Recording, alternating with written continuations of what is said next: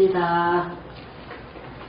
신천지 불의불법, 강교한 야곱, 거짓말하는 사기꾼 야곱의 죄와 허물을 구하라. 오늘은 6번째 시간이 되겠습니다.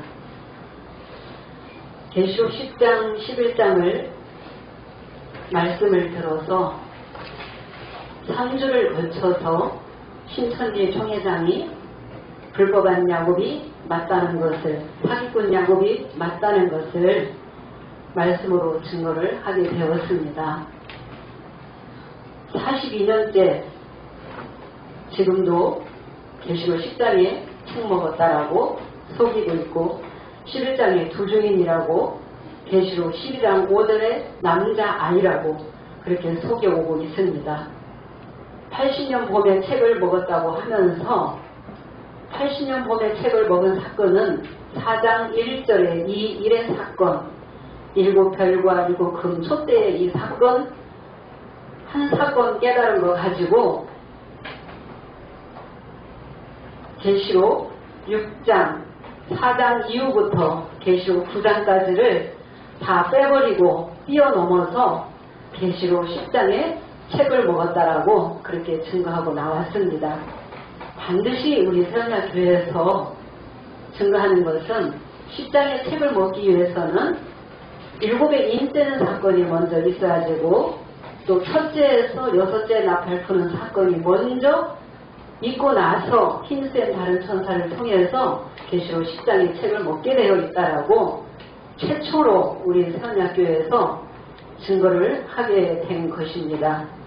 신천지 총회장은 80년 봄에 책과 지판이 닫았다 하는 거 새빨간 거짓말이 되겠습니다. 계시록 9장까지의 사건을 육하원칙으로 증거하지도 못하면서 10장에 책 먹고 11장에 두중인이다. 11장의 두중인은 굵은 배옷 입고 1261을 예언과 증거를 두중인이 두 사람이 같이 하게 되어 있습니다. 그런데 아무개씨는 자기는 초림 예수다라고 하면서 반복하고 나가버렸습니다. 1260일 예언과 증거가 없습니다. 그래서 두중인이 될 수 없습니다. 계시록 11장 4절에 주 앞에 섰는 두 감람나무, 두중인은 주 앞에 섰기 때문에 남자 아이가 주로 오시기 전에 먼저 와서 길을 예비하게끔 되어 있습니다. 그래서 두중인은 길예비 사자로 오게끔 되어 있다는 거 증거했습니다.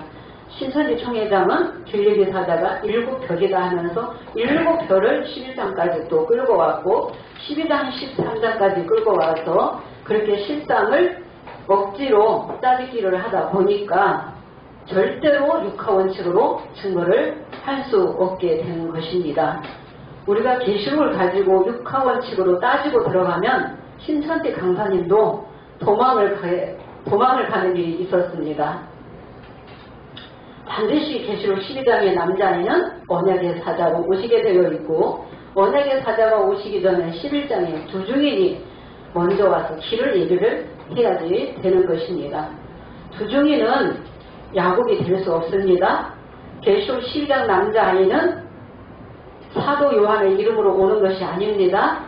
사도 요한은 1장에서 22장까지를 어린 양 예수님이 오셔서 이루실 말씀을 장마다 보고 듣고 기록을 한 것이지 이 사도 요한이 기록을 해서 1장까지 22장까지 다 보고 들었다 해서 이 사도 요한이 실상을 보고 듣고 이루는 게 아니라는 것을 말씀을 드렸습니다.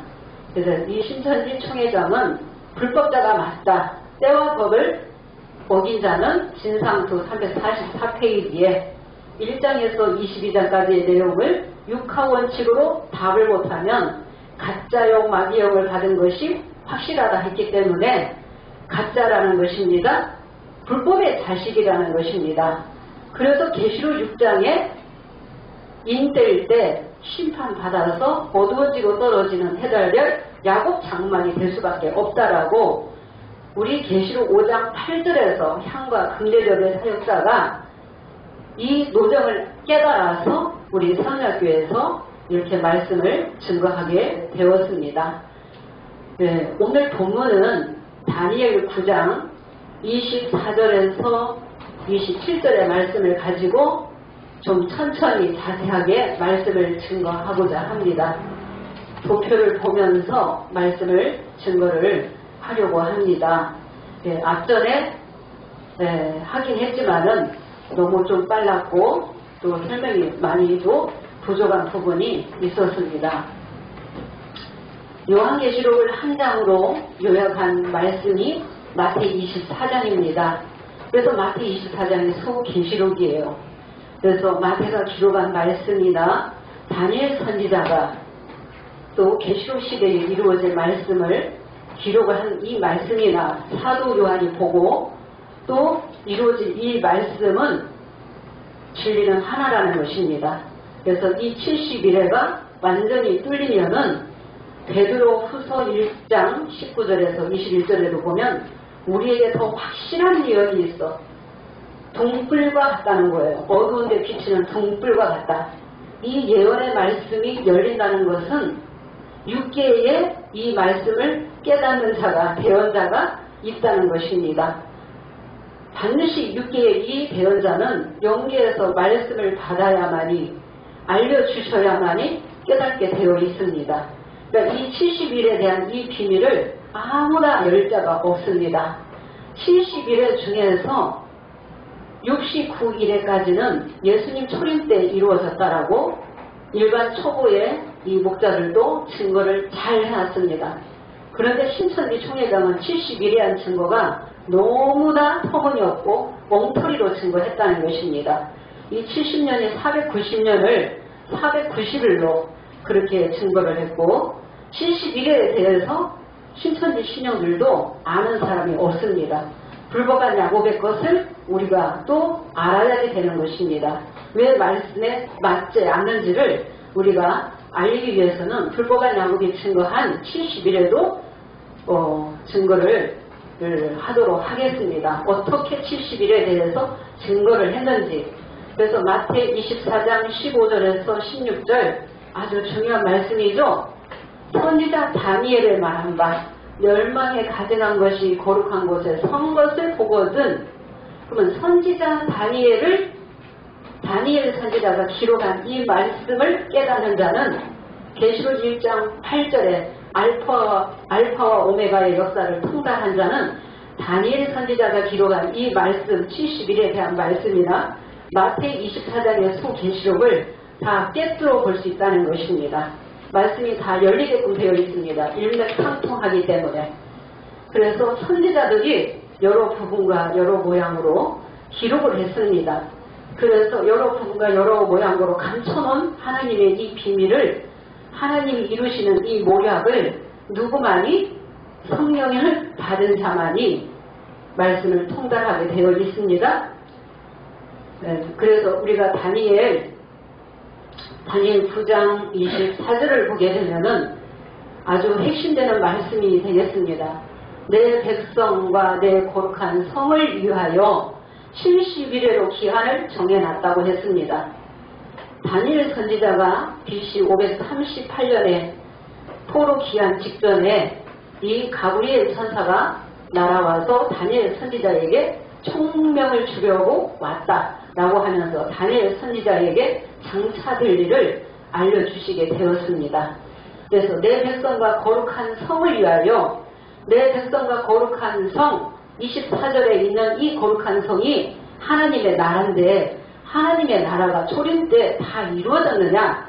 안 이루어졌습니다. 그리고 다니엘 9장 25절 예루살렘이 중거를 하라는 영이 날 때부터 그 예루살렘은 24절에 있는 거룩한 성하고 다릅니다. 24절에 있는 거룩한 성은 영적 예루살렘, 거룩한 성 시온성을 말하고 25절에 있는 거룩한 성은 육의 성전, 수룹바벨 성전을 말하는 것입니다. 이 수룹바벨 이 성전은 말씀으로 이루어졌습니다. 다니엘 선지자가 기록한 이 예언의 말씀이 이루어졌습니다. 그러면 다니엘 9장 24절에 내 백성과 거룩한 성을 위하여 70일회로 기한을 정해놨다. 그러면 예수님이 누가복음 12장 49절 내가 이 불이 붙었으면 무엇을 원하리요? 그렇게 말씀하시면서 누가복음 22장 14절에서 20절을 보니까 하나님의 나라가 이룰 때까지 포도나무에서 난 것을 다시 먹지 않겠다라고 말씀하셨죠. 하나님의 나라가 이룰 것을 다시 약속하시는 거예요. 예수님이 초림에 오셨지만 하나님의 나라가 다 안 이루어졌어요. 그래서 예수님이 두 번째 다시 오실 것이 약속이 되어 있다는 것입니다. 어디에 기록되어 있습니까?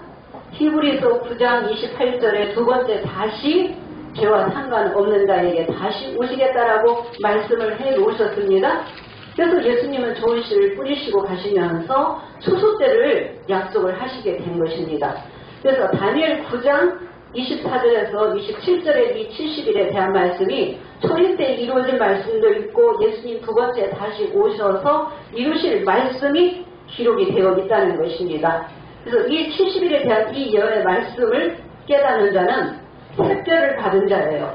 그래서 누구든지 샛별을 받기 전에는 이것을 주의하는 것이 가하다 그랬죠? 마땅히 조심해야 되는 거죠? 샛별을 받기 전까지는. 그래서 샛별을 받은 자가 분명히 계시록 5장 8절의 형과 금대접이 샛별을 받았기 때문에 야곱의 죄와 허물을 구하게 되고 최초로 70일에 대한 이 말씀도 증거를 하게 된 것입니다. 그래서 이 모든 예언은 사람의 뜻으로 낸 것이 아니요 성령의 감동하심으로 하나님께 하다 말한 것이라고 했습니다. 베드로후서 3장 16절에도 뭐라고 되어 있습니까?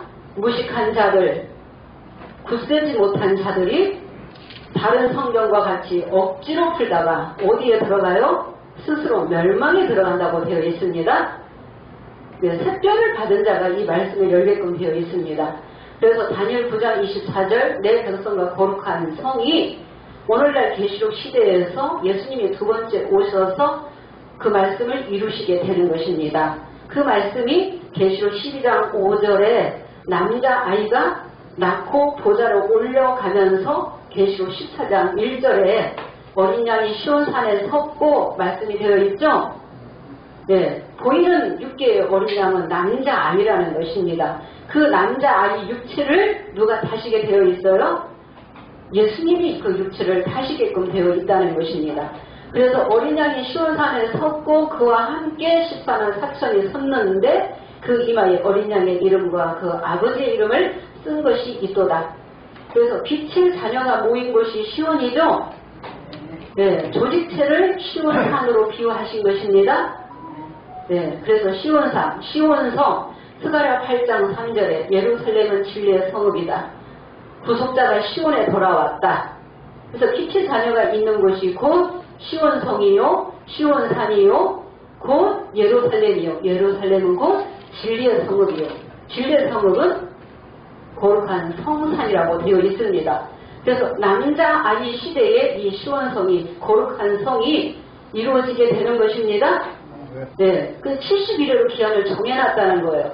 그러면 우리가 여기에서 꼭 짚고 넘어가야 될 말씀이 뭐냐? 남자 아이가 오셔야만이 하나님의 나라가 이루어지느냐? 입맞는 자가 나오느냐?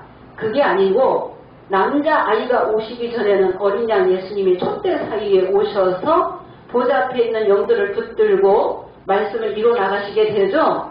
계시록 5장 8절에서부터 내 생물과 금대접이 6계에서 새 노래를 부르게 되는 거예요. 그래서 많은 향들이 금대접에 담기게 되고 예수님의 피로 사서 하나님께 드려지는 그들을 나라와 제사장 삼으시겠다고 말씀이 되어 있습니다.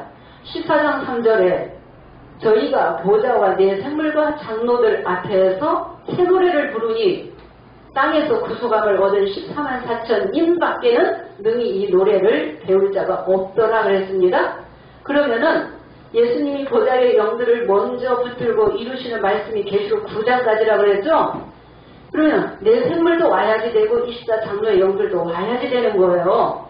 그래서 최초로 새 노래 부르는 자가 5장 8절에서부터 나와서 7장 8장 시대에도 입맞고 새 노래 부르는 백성이 나옵니까? 안 나옵니까? 14만 4천이 나오게 된다는 것입니다. 아주 중요한 말씀입니다. 지금 남자의 시대가 아니라는 것입니다.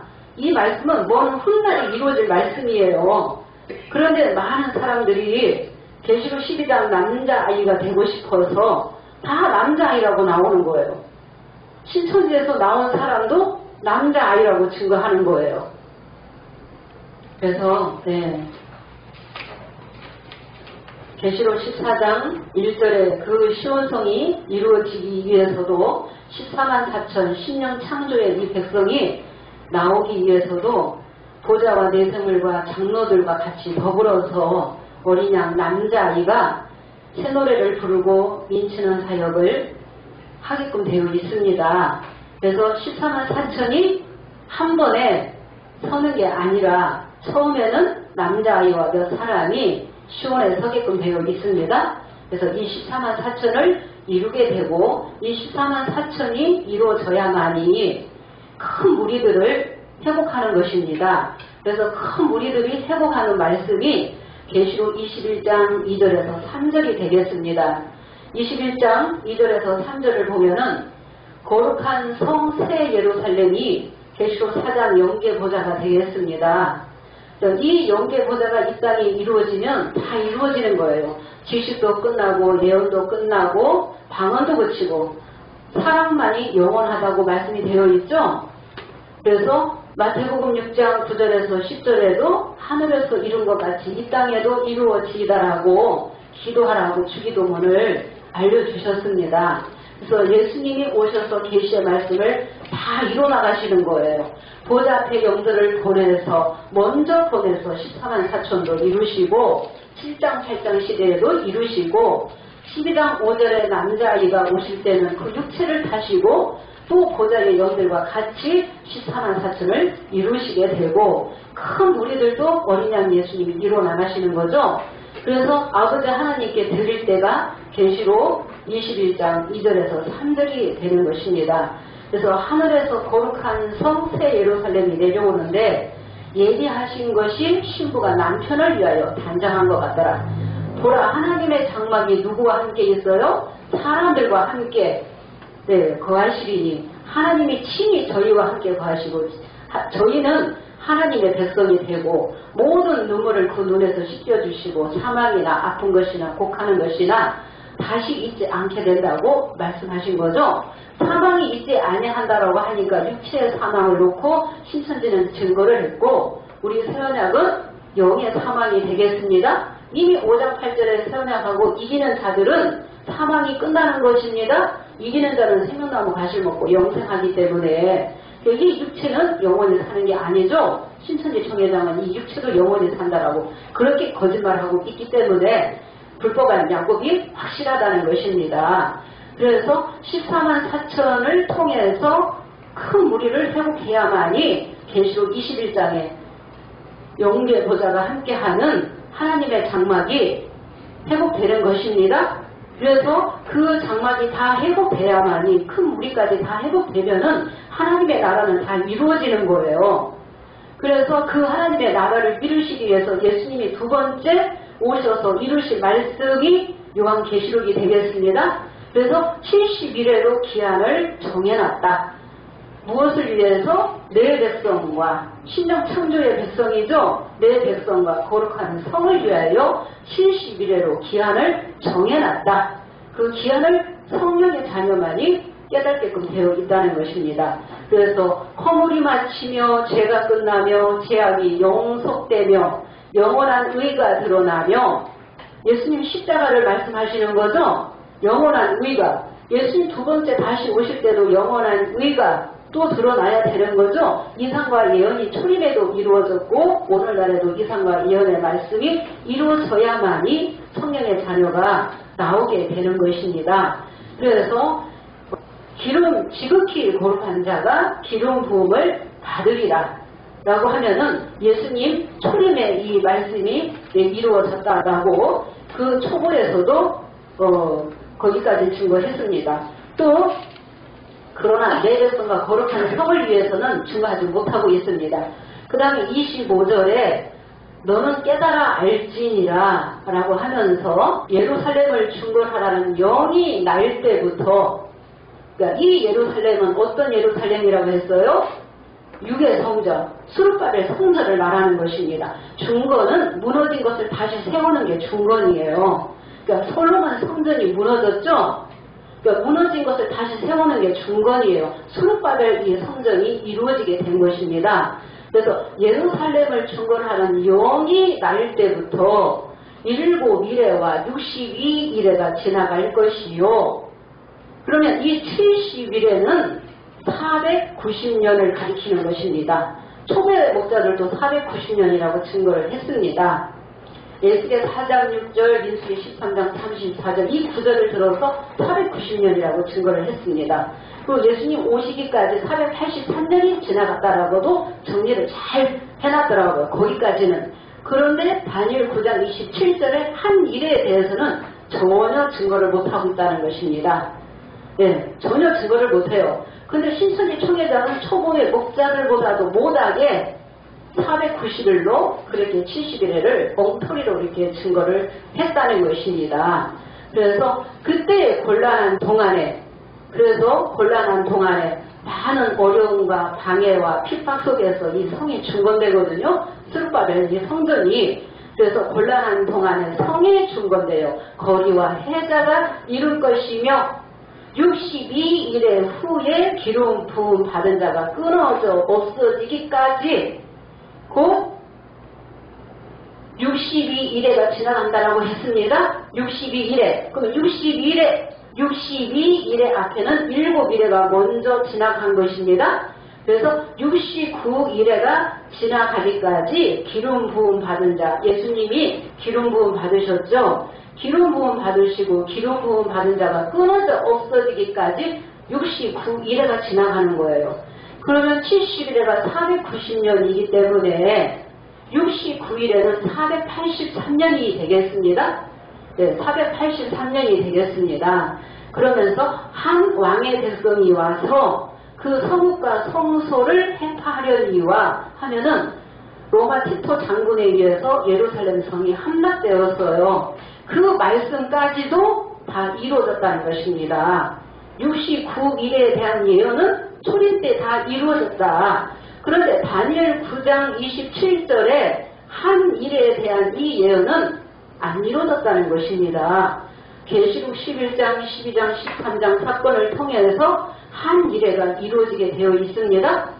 그래서 한 일회, 그러면은 전 3년 반 기간이 먼저 있어야만이 후 3년 반 기간이 있게 되는 것입니다. 그런데 신천지 총회장은 전 3년 반의 기간도 증거한 일이 없고 1260일 예언하는 기간도 없고 후 3년 반 42달만 증거했어요. 이 42달 이 사건도 계시록 13장 사건도 7별의 사건이 될 수 없는데 7별의 이 사건에 계시록 13장을 또 맞추어서 80년 9월에서 84년 3월 14일까지가 42달이다. 그렇게 증거를 했고 42달 안에 1260일 이 안에 490일을 다 집어넣어버린 것입니다. 그래서 너무나 터무니없고 엉터리라는 것입니다. 네, 그래서 신천지는 이 한일에 대한 이 말씀도 너무 엉터리로 이렇게 증거했다는 것을 우리 세원학교에서 처음으로 이렇게 증거를 하게 되는 것입니다. 그러면은 이제 본론으로 들어가겠습니다. 이 성경의 이 역사가 6,000년이 되었습니다. 약 6,000년이 넘었죠? 지금 2022년이니까 7,000년으로 들어갔습니다. 네. 그래서 이 6,000년이라 하는 것은 6,000년 전에 아담을 최초로 택했습니다. 그래서 흙이었던 이 아담을 택해서 생기를 불어넣어서 하나님과 신과의 교제, 하나님과의 이 만남이 6,000년 전에 처음으로 있었다.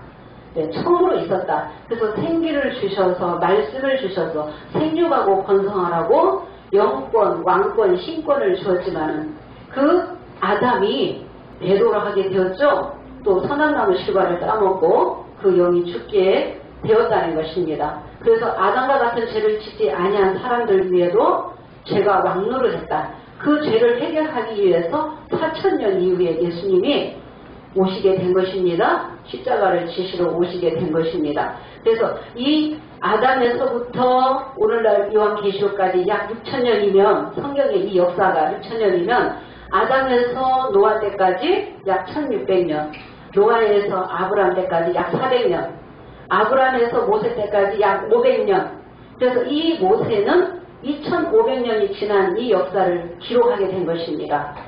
창세기도 기록했고 창출, 레위기, 모세, 오경을 기록했죠. 그래서 이 모세 때에서부터 예수님 초림 때까지가 약 1,500년, 또 초림에서부터 오늘날 계시록 시대까지 약 6,000년 그렇게 되었습니다. 성경의 이 역사가 그렇게 되었습니다. 그런데 아담 노아가 이제 택함받고 언약을 했지만은, 말씀을 주었지만은, 생육하고 번성하라고 언약했지만은 그들이 실패로 돌아갔기 때문에 아브라함을 택해서 믿음을 시험해 보신 것이죠. 그래서 믿음의 조상으로 아브라함을 택하시고 언약하시면서 내 자손이 이제 복을 받게 될 것이다라고 말씀하시면서 내 자손이 하늘의 별과 같이 바다의 모래알같이 많게 되리라고 말씀이 되어 있습니다. 우리가 창세기 15장 13절에서 16절 보겠습니다. 이 아브라함에서부터 믿음의 조상으로 세우셔서 아브라함의 이 자손이 이제 유업을 입게 된다라는 거, 기업의 백성이라는 거를 이제 언약을 하시면서 아브라함의 이 자손이 이제 400년 동안 또 이방의 객이 되어서 종살이 하게 될 것을 예언하신 말씀이 되겠습니다. 우리가 성경의 이 역사를 자세히 할 수는 없고 중요한 것만 오늘 증거를 하도록 하겠습니다. 15장 13절에서 16절. 여호와께서 아브라함에게 이르시되 너는 정령이 하라. 내 자손이 이방에서 객이 되어 그들을 섬기겠고 그들은 400년 동안 내 자손을 괴롭게 하리니 그 섬기는 나라를 내가 징칠할지며 그 후에 내 자손이 큰 재물을 이끌고 나오리라. 너는 장수하다가 평안히 조상에게로 돌아가 장사될 것이요 내 자손은 4대 만에 이 땅으로 돌아오리니 이는 아모리 족속의 죄악이 아직 반영치 않냐니라 하시더니, 네, 하나님께서 아브라함에게 나타나셔서 내 자손이 이방에서 객이 되어 그들을 섬기겠고 그들은 400년 동안 내 자손을 괴롭게 하리라 라고 말씀하시는 거예요. 이 말씀이 모세 때 그 출애굽을 하게 되는 것입니다. 그 말씀이 이제 이루어져서 이제 모세 때 출애굽을 하게 되는 것입니다. 그래서 아브라함에게, 그래서 그들을, 하나님이 그들을 이방을 징치하시고 하나님이 그 후에 또 400년이 지나야만이 큰 재물을 이끌고 나오리라. 그래서 4대 만에 나오게 될 것을 아브라함에게 예언을 하시게 되는 것입니다. 그러니까 이 아브라함이 그 약속을 받고 누구를 낳았어요? 이스마엘과 이삭을 낳았어요. 근데 이스마엘은 육신의 자녀예요. 그러니까 여종을 통해서 이스마엘이 나왔어요. 그러니까 육신의 자녀는 하나님의 자녀가 아니다. 약속의 자녀가 하나님의 씨로 여김을 받는다고 되어 있습니다. 그래서 이삭이 아브라함의 자식이다라고 말씀하셨죠? 내 씨다라고 하시면서 이삭은 또 누굴 낳았습니까? 에서와 야곱을 낳게 되었습니다. 그런데 에서가 하나님의 자녀가 아니고 야곱이 또 하나님의 복을 받게끔 되어 있습니다. 야곱을 택하시게 되겠습니다. 에서는 왜 하나님이 미워하셨어요? 팥죽 한 그릇에 장자권을 팔아버렸기 때문에 예수는 미워하시는 거예요. 그리고 햇 여인과 결혼하지 말라고 했는데 햇 여인과 결혼했죠? 하나님을 믿지 않냐는 그 햇 여인 가나안 칠족과 결혼하게 되었다는 것입니다. 이미 에서와 야곱이 낳기도 전에 로마서 9장에 보면은 그들이 낳기도 전에 선이나 악을 행하기도 전에 이미 하나님은 택하셨다라고 했습니다. 네. 그래서 하나님의 이 택함의 이 역사는 사람의 뜻을 따라 되는 게 아니에요. 오직 하나님의 부르시는 이로 말미암아 서게 하려 하심이라 하면서 토기장의 비유를 말씀하신 거죠. 그래서 귀한 그릇도 있고 천이 쓰는 그릇도 있고 하나님이 긍휼히 여기실 자를 긍휼히 여기시고 불쌍히 여길 자를 불쌍히 여기신다고. 그래서 이 성경에는 다 예정이 되어 있다는 것입니다.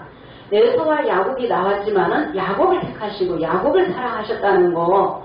그래서 계시록 노정에도 대언자들이 하나님의 사역자들이 이미 다 정해져 있어요.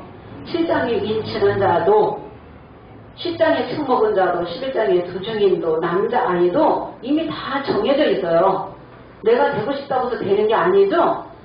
나무 뿌리가 뽑힐 정도로 밤새도록 기도한다고 되는 게 아니라는 것입니다. 이미 정해졌어요. 로마서 8장 30절에도 이미 부르신 그들을 정하신 그들을 부르시고 정해져 있다는 거예요. 정하신 그들을 부르시고 부르신 자들을 의롭다 하시고 의롭다 하신 자들을 영화롭게 하신다라고. 그래서 무슨 선이나 악을 행하기도 전에 이미 택하셨죠. 야곱을 택하셨다는 것입니다. 그래서 이 야곱이 거짓말하고 간교한 야곱이라 할지라도 하나님의 축복받기를 너무 간절히 원했다는 것입니다. 그래서 이 간교한 야곱에게 복을 주신 거죠. 생육하고 번성하라고 복을 주신 거예요. 포도주도 주시고 곡식을 주신 거예요. 말씀 이루기까지 떠나지 아니하겠다고 말씀되어 있는 거죠. 그런데 이 간교한 야곱을 회개케 하시는 거죠. 천사와 씨름해서 이겨서 이스라엘이라는 이름을 받고, 또 창세기 35장 2절에 보게 되면은 이방 신상을 버리고 의복을 받고 있고 자신을 정결케 해야만이 회개한 야곱, 이긴 자 야곱에게 두 번째 나타나셔서 복을 주시면서 생육하고 번성하라고 하셨습니다. 그런데 오늘날 그 야곱, 구약의 이 간교한 이 야곱의 이 역사가 오늘날 재현되는 거죠. 그래서 아담의 역사도 7배의 사건을 통해서 재현되고, 구약의 거짓말하는 간교한 이 야곱도 오늘날 재현하시는 것입니다. 그래서 신천지가 불법한 야곱이다. 결국에는 계시록 6장에서 심판받는 해달별들이다. 그래서 계시록 6장에 해달별들이 심판받기 전에 먼저 5장 8절에서 회개를 촉구하게 되는 것입니다. 회개할 기회를 주시는 거예요. 그래서 이긴 자 야곱은 계시록 7장 이길 후에 이긴 자 야곱, 이스라엘이라는 이름을 받고 와서 이스라엘 12지파를 인칠 때는 야곱의 백성이 수요가 많은 가운데서 인치는 자가 나오게끔 되어 있다는 것입니다. 간교한 야곱이 나올 때는 처음에 에서와 야곱으로 야곱이 독신으로 나왔죠. 그래서 이긴 자 야곱이라고 하지만 우리 세언야교에서 간교한 야곱, 불법한 야곱이다. 6장에서 심판받게 되어 있다라고 증거를 하는 것입니다. 그래서 구약에 이렇게 야곱을 택하셔서 야곱이 누굴 낳았어요? 12아들을 낳았습니다. 12아들이 12지파였습니다. 12지파. 그런데 아브라함에게 약속한 대로 야곱의 그 혈속이 70인이 애굽에 거주하게 되었습니다. 그 거주할 때가 1875년입니다. 그래서 애굽에 가서 거주를 하게 되면서 우리가 출애굽기 12장 40절 41절 보도록 하겠습니다. 430년 동안 이스라엘 백성이 있게 되었습니다. 그래서 430년 만에 이제 나오게 되었습니다. 그때가 출애굽할 당시가 1446년입니다. 1875년에서 1446년 하면 약 430년 만에 모세를 통해서 출애굽을 하게 된 것입니다. 이스라엘 자손이 애굽에 거주한 지 430년이라 430년이 마치는 그날에 여호와의 군대가 다 애굽 땅에서 나왔은즉 430년이 마치는 그때에 이스라엘 여호와의 군대가 다 나왔다라고 했죠. 그러면 아브라함에게 예언된 말씀이 이루어졌어요? 안 이루어졌어요? 이루어졌죠? 하나님의 약속과 언약은 반드시 이루어진다라는 거. 반드시. 그래서 모세 때 이스라엘 백성을 이제 이렇게 출애굽을 하게 되었습니다. 그래서 출애굽한 이 백성이 광야에서 범죄로 말미암아 가나안 땅에 바로 못 들어가고 광야에서 40년 동안 광야 생활을 했습니다. 그래서 광야 생활 40년이 마칠 때에 여호수아와 갈렙이 일대는 다 죽고 여호수아와 갈렙만 살았어요. 그래서 여호수아와 갈렙이 2대만을 이끌고 가나안 땅에 입성을 하게 되었습니다. 그래서 가나안 땅에 들어가서 살면서 그때는 왕권 시대가 아니라 사사시대가 있었습니다. 사사시대는 족장시대를 말하는 것입니다. 그래서 유명한 사사가 있죠. 삼손.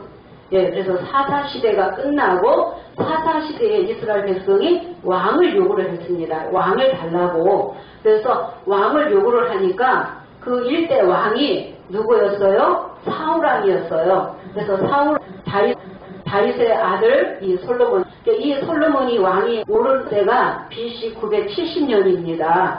970년에서 40년 동안 치리를 하게 되었습니다. 그런데 930년에 40년 만에 BC 930년에 나라가 두동강이가 난 거예요. 12지파가 둘로 쪼개지게 되었습니다.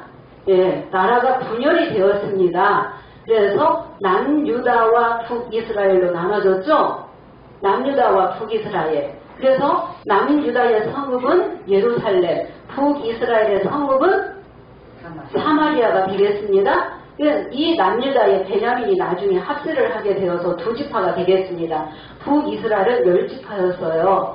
그래서 이 남유다는 솔로몬의 아들 르호보암이 1대 왕이 되어서 나라가 둘로 나눠진 다음에 르호보암이 남유다의 왕 1대 왕입니다. 그 르호보암이 1대 왕이 되어서 르호보암에서 시드기야까지 약 20대 왕이 있었고 북이스라엘은 그 솔로몬의 신복인 여로보암에서부터 시작해서 호세아까지 그 19대 왕이 있었습니다. 그런데 이 북이스라엘이 먼저 망했습니다. 왜 망했느냐? 범죄로 말미암아 그 죄의 대가로 이방에게 사로잡히게 되는 일이 있었습니다. 그래서 이 북이스라엘은 언제 망했습니까? BC 722년에 누구에게? 아수르에게 망했고 남유다는 누구에게? 바벨론에게 남유다가 BC 586년에 망하게 되었습니다. 근데 586년은 3차 침공하면서 완전히 망하게 된 것이고 그 솔로몬의 성전이 완전히 함락된 것입니다. 그래서 BC 586년에 남유다가 망하게 되었는데 나중에는 이 바벨론이 아수르까지 다 먹게 되면서 12지파가 바벨론의 손에 다 들어가게 되었습니다. 바벨론의 손에 들어가서 70년 동안 포로가 될 것을 누가 예언했어요? 예레미야 선지자가 예언했습니다. 예레미야 25장 11절 보겠습니다.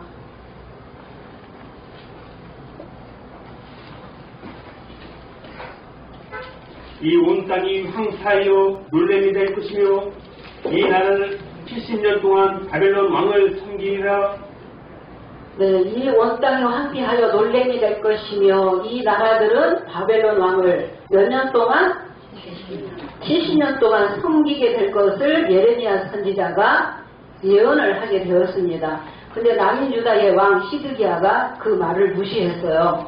그래서 왜곡을 의뢰했기 때문에 나중에 그 3차 침공하면서 BC 586년에 완전히 솔로몬의 성전이 함락되었다는 것입니다.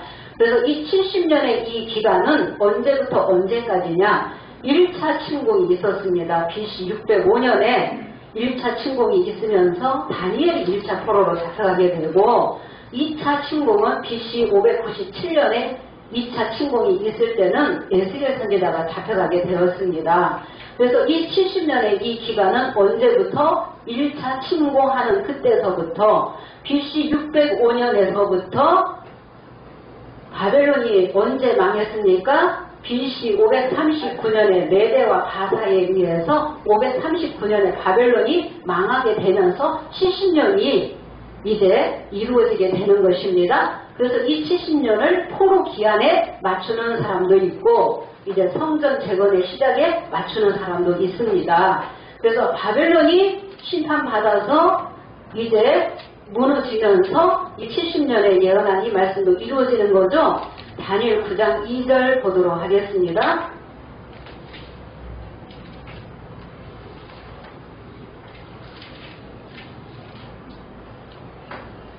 곧 그 통치 원년에 나 다니엘이 소책으로 말미암아 여호와의 말씀이 선지자 에레미야에게 임하여 구하신 그 연수를 깨달았나니 곧 예루살렘이 황폐하니 70년 만에 마치리라 하신 것이니라. 네, 다니엘 선지자가 이 말씀을 깨달을 때는 언제였느냐? BC 538년이에요. 그럼 BC 538년이면은 포로 기한 직전이 되겠습니다. 그래서 이 바벨론이 망한 때가 539년이기 때문에 538년에는 포로 기한을 그 명이 내렸죠. 이제 기환하라고 바사의 왕 페르시아 고레스를 통해서 그 조서가 내려지게 된 것입니다. 그래서 이 다니엘이 뭘 깨달았다고요?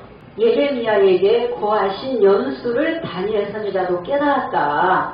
그 깨달아서 예루살렘의 황무함이 70년 만에 마친다는 것을 다니엘 선지자가 깨달아서 중보의 기도, 회개 기도를 자신의 그 죄와 이스라엘 백성의 그 기도를 하고 있을 때 가브리엘 천사가 등장해서 다니엘 9장 24절에서 27절 70일에 대한 말씀을 예언하시게 된 것입니다. 스가랴 1장 12절도 보도록 하겠습니다. 여호와의 사자가 응하여 가로되 만군의 여호와여 여호와께서 언제까지 예루살렘과 유다 성읍들을 긍휼히 여기지 아니하시려나이까 이를 노하신 지 70년이 되었나이다 하매 예, 유다와 예루살렘을 노하신 지 70년이 다 되었다 그랬죠? 이 70년의 이 포로 생활이 말씀이 이루어졌어요? 안 이루어졌어요? 이루어졌죠? 그래서 모세 때는 430년, 또 여기 바벨론에 포로되는 기간은 70년, 또 계시록 시대의 계시록 13장은 42달로 감해주는 거죠? 네, 42달로 그 사로잡히는 그 기간, 이방에게 사로잡히는 그 기간을 감해주는 것입니다. 계시록 13장 42달 이 사건은 아직 안 이루어졌어요. 그러니까 42달이 끝나야만이 일곱째 나팔 소리를 듣고 방마당의 신령 13장의 신령을 살리는 것입니다. 그런데 그거를 42달로 감해놨다. 육체로 구원하기 위해서 42달로 감해놨다 하니까 육체의 영생이라고 신천지에서 그렇게 증거하는 것입니다. 그것도 너무나 정말 이 성경하고 맞지 않는 그렇게 증거를 하고 있습니다. 그래서 이 70년의 이 말씀과 70일에 대한 이 말씀은 다릅니다. 네, 70년의 이 포로 기한은 바벨론이 망하면서 메대와 바사에 의해서 망하면서 70년이 끝나게 되는 것입니다. 그래서 1차 포로 기한이 BC 538년, 537년 그 1년 정도는 다 차이가 있습니다. 그래서 1차 포로 기한은 누가 기한을 했냐면은 스룹바벨이 또 여호수아, 스가랴가 또 나오게 되었습니다. 2차 포로 기한은 에스라가 나오게 되었고 3차 포로 기한은 느헤미야가 나오게 되었습니다. 그래서 이 시대에 그래서 스룹바벨, 에스라, 느헤미야, 학개, 스가랴 이런 선지자 겸 학사 겸 제사장 이런 유대인의 경관한 몇몇 사람들을 통해서 이 예루살렘 성이 중건되는 거예요.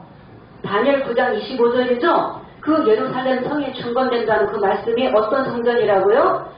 스룹바벨 성전이에요. 24절에 그 거룩한 성이 아닙니다. 이 스룹바벨 성전은 이루어졌다는 것입니다. 그러면 도표를 보면서 이제 좀 말씀을 증거를 하도록 하겠습니다.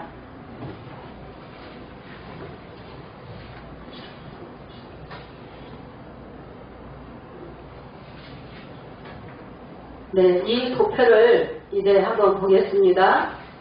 다니엘 5장 31절에 바사는 이제 페르시아가 되겠습니다.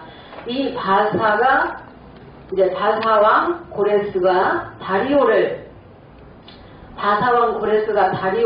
동봉왕으로 세운 후에 다니엘 9장 1, 2절에 BC 538년이죠. 포로기한 직전이 되겠습니다. 그래서 70년이 다 마친다는 것을 깨달았습니다. 그래서 메대왕 다리오 원년에 다니엘이 예루살렘의 70년을 깨달아서 회개 기도를 하게 되었습니다. 그래서 그 가브리엘 천사가 회개 기도하고 있을 때 이제 날아와서 다니엘 9장 24절에서 27절에 70일에 대한 이 이상을 알려주셨다는 것입니다. 그러면서 다니엘아 이 글을 봉함하고 간수하라 그랬어요. 그리고 다니엘 12장 10절에도 보면은 악한 자는 아무도 깨닫지 못한다고 되어 있고 지혜 있는 자만 깨닫게 되어 있습니다. 지혜 있는 자만 깨닫는 거예요. 하늘의 지혜, 성령을 받아야만이 이 70일에 대한 이 말씀을 깨닫게 되는 것입니다. 그리고 스가랴 1장, 2장에 보면은 이제 1차 포로 기한은 BC 538년, 537년, 그리고 536년에는 이제 성전을 이제 스룹바벨 성전을 지키기 위해서 바사왕 고레스가 포로 기한과 예루살렘 성전을 건축하라는 칙령을 내리게 되었다는 것입니다. 이 칙령을 그리고 에스라서 느헤미야 보면은 너무나 자세하게 잘 나와 있습니다. 그래서 이 스룹바벨 이 성전을 536년에 짓다가 2년 만에 중단이 되었습니다. 중단. 그래서 기초공사만 하다가 BC 534년에 중단이 되었고, 이 520년에 다시 이제 성전을 이제 재건하기 위해서 이제 재건하기 시작하게 되어서 이제 515년, 516년 이제 성전이 스룹바벨 성전이 완공이 되었습니다. 그리고 BC 520년 다리오 2년에 조서를 내려서 성전을 재건했다 그러죠. 이 성전이 이제 여기에 보면은 BC 516년 다리오 6년에 스룹바벨 이 성전이 완성이 되었습니다. 이 스룹바벨의 이 성전이 완성이 되었는데 여기에 네 번째 스가랴 7장, 9장, 이 10장에 보면은 BC 457년 이 바사의 왕 아다삭스다 7년에 조서를 내리게 되었습니다. 그러면 다니엘 9장 25절에 예루살렘을 중건하라는 영이 날 때부터, 그러면 시작점이 어디냐? 우리 세원야 교회도 BC 457년에 이 시작에 맞추는 것입니다. 예, 우리 세원야 교회도 일반 초보도 이 신학자도 BC 457년이라고 정확하게 이렇게 기록을 했더라고요. 그래서 그 515년에 스룹바벨 성전이 완성이 되었지만은, 그래서 바사왕 고레스 또 메대왕 다리오 때도 예루살렘 성전을 건축하라고 조서를 내렸지만은 언제나 그 시작점을 맞추느냐? 우리는 BC 457년 그 아닥사스다 7년에 그 조서를 내린 457년에 예루살렘을 중건하라는 영이 날 때부터 하면은 457년에서부터 시작해서 예수님이 AD 30년에 십자가 지셨기 때문에 기름 부음 받은 자가 끊어져 없어지기까지 하면은 483년이 지나가게 되는 것입니다. 예, 이해되십니까? 457년 아닥사스다, 여기 BC 457년 아닥사스다 7년에서부터 예루살렘을 중건하라는 영이 날 때부터 하면은 BC 457년에서부터 기름 부음 받은 자가 AD 27년에 기름 부음 받으셨고 3년 반 이제 말씀을 증거하시다가 AD 30년경에 예수님 십자가를 지셨어요. 그래서 기름 부음 받은 자가 끊어져 없어지기까지 7일에와 69일에가 지난다. 그러면 69일에는 483년이 그래서 나오게 되는 것입니다.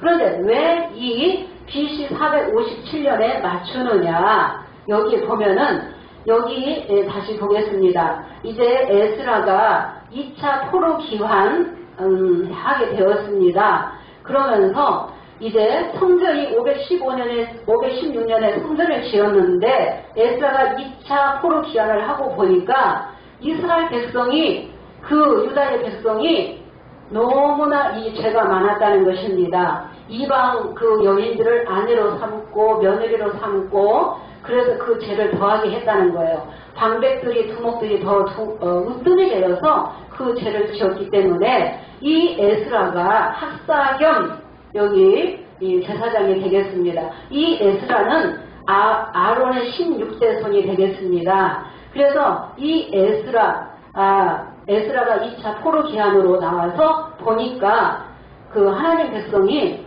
하나님 성전은 지었지만은 들어갈 자격이 있는 사람이 없다는 거예요. 그래서 회개와 개혁의 영적 성전을 재건하는 일을 했다는 것입니다. 그래서 이 에스라가 그 유다의 그 죄를 보고 머리털 수염을 다 뽑고 속옷과 겉옷을 다 찢으면서 그 회개를 했다는 거예요. 그래서 그 유다의 백성들을 깨우치는 일을 했다는 거예요. 그래서 종교 개혁이 이때 에스라가 2차 포로 기한으로 나왔을 때 그때가 BC 457년이죠. 바사왕 아닥사스가 7년의 조서를 내린 그때가 곧 예루살렘을 중건하라는 영이 날 때부터, 그러니까 시작점이 여기 BC 457년이 되겠습니다. 그래서 영적 성전과 재건과 부흥을 그 에스라가 하게 되었고, 이 성전을 지었지만은 또 나중에 성결이 회파되고 또 성문이 소화되었다는 그 비고를 누가 들었어요? 느헤미야가 듣고 3차 포로 기환으로 BC 444년에 나와서 이제 이 예루살렘 성전 문짝을 달고 성곽을 보수하는 일이 있었다는 것입니다. 이 성곽을 보수하는 일이. 그래서 다니엘 9장 25절 예루살렘을 중건하라는 영이 날 때부터 하면은 BC 457년에서 AD 30년까지 기름 부음 받은 자가 없어지기까지 7일에와 62일에가 지나간다. 그러면 69일에 합해서 69일에가 지나게 되는 것입니다. 그래서 이 기원은 예수님의 탄생을 뜻하는 것입니다. 그러니까 예수님이 오심으로 인해서 서기가 이루어지게 된 것입니다. 그래서 예수님의 탄생을 기점으로 해서 기원 전, 기원 후, BC, AD, 주전, 주후 그렇게 나눠지는 거죠. 그래서 예수님의 탄생을 1년으로 잡아서 지금 서기가 생겼고, 지금 예수님의 탄생이 AD 1년으로 맞추면은 지금 2026년이 돼야 되는데, 예수님이 실제로 태어나신 거는 BC 4년에 예수님이 나셨다. BC 4년에 나셨다. 그래서 BC 4년으로 맞추다 보면은 예수님이 AD 27년경에 이제 마태복음 3장 16절에 비둘기 같은 성령을 받으시고 말씀을 증거하셨죠. 그래서 3년 반 동안 공생의 기간이 있었습니다. 그런데 여기 이 수룹바벨 이 성전은 BC 516년에 이 성전이 지어졌는데 여기는 기록이 안 돼 있지만은 BC 20년경에는 헤로당이 이제 예루살렘 성전을 확장하게 되어서 BC 9년에 완공을 했고, 또 그 이후에 또 백성들의 환심을 사기 위해서 더 아름답게 꾸몄다는 것입니다. 그런데 AD 64년에 수룹바벨 헤로 성전이 이제 완성이 되었는데, 이 AD 70년에 예루살렘 성전이 회파되었습니다. 이 말씀도 예언이 되어 있었습니다. 그래서 우리가 다니엘 9장 24절부터 한번 한 구절 다시 읽어보겠습니다. 내 백성과 내 거룩한 성을 위하여 70이대로 기한을 정하였나니, 헌물이 마치며 죄가 끝나며 죄악이 영속되며 영원한 의가 드러나며 이상과 예언이 응하며 또 지극히 거룩한 자가 기름 부음을 받으리라. 네, 24절 내 백성과 내 거룩한 성을 위하여 70일에로 기한을 정하였나니, 그래서 허물이 마치고 죄가 끝나고 죄악이 영속되고 영원한 의가 드러나고 이상과 예언이 응하고, 그러면 예수님이 여기 이제 AD 27년에 마태복음 3장 16절 비둘기 같은 성령이 임했죠. 그래서 이상과 예언이 응하고 영원한 의가 드러나고, 그리고 죄가 영원히 하게 되는 거예요. 아담 이후로 죄가 왕노릇 하였는데, 사망이 왕노릇 하였는데 그 사망을 없애기 위해서 죄를 해결해야만이 그 사망이 끝나기 때문에 예수님이 속건 제물로 오시게 된 것입니다. 예수님이 그래서 이상과 예언이 응하고 25절에 예루살렘을 충건하라는 영이 날 때부터 예루살렘을 충건하는 영이 BC 457년에서부터죠.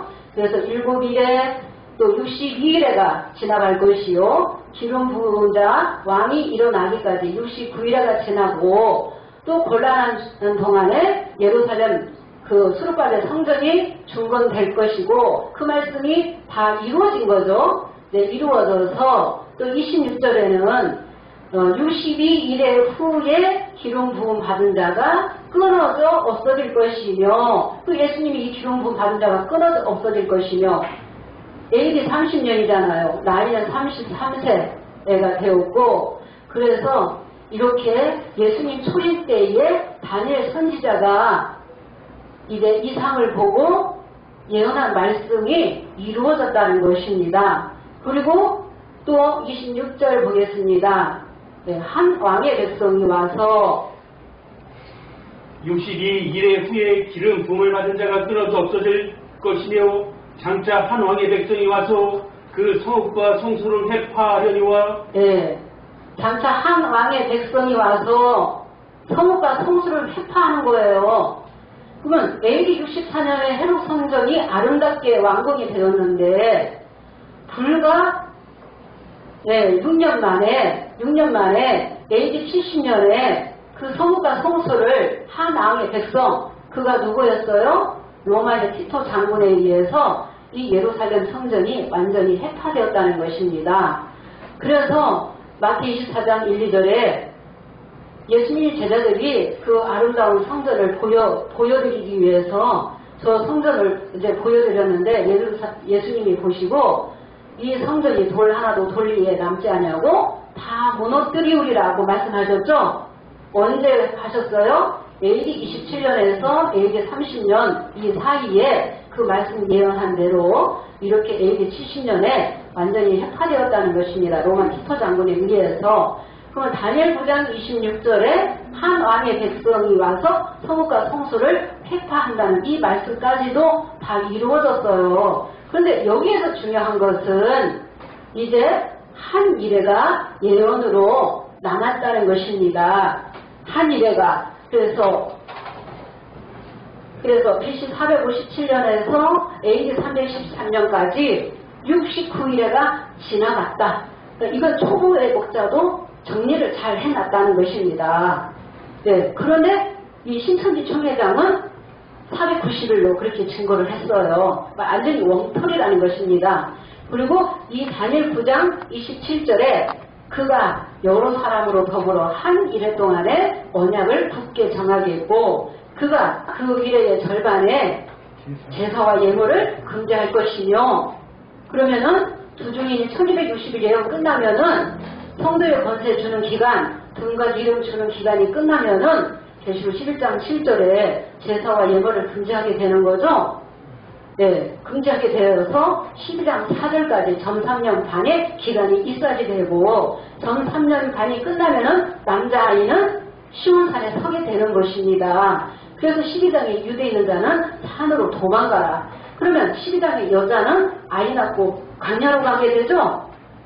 그럼 초림 때 보니까 세례 요한이 예수님이 같이 역사하는 게 아니라는 거예요. 여자는 광야로 가고 남자아이는 시온산에 이제 서게 되는 것입니다. 그리고 후 3년 반은 그가 그 미운 물건이 날개를 의지해서 잠포하여서 얼마 동안 후 3년 반 그러니까 전 3년 반이고 후 3년 반이 있죠. 그래서 후 3년 반이 그 계시록 13장 사건이고 계시록 13장 사건이 42달 사건이고 다니엘 7장 25절에도 보면은 한때 두때 반때 성도가 그의 손에 부치가 된다라고 말씀이 되어 있죠. 그래서 이렇게 다니엘 9장 27절에 이 한 일에 대한 이 예언을 우리 세원학교에서 최초로 증거하는 것입니다.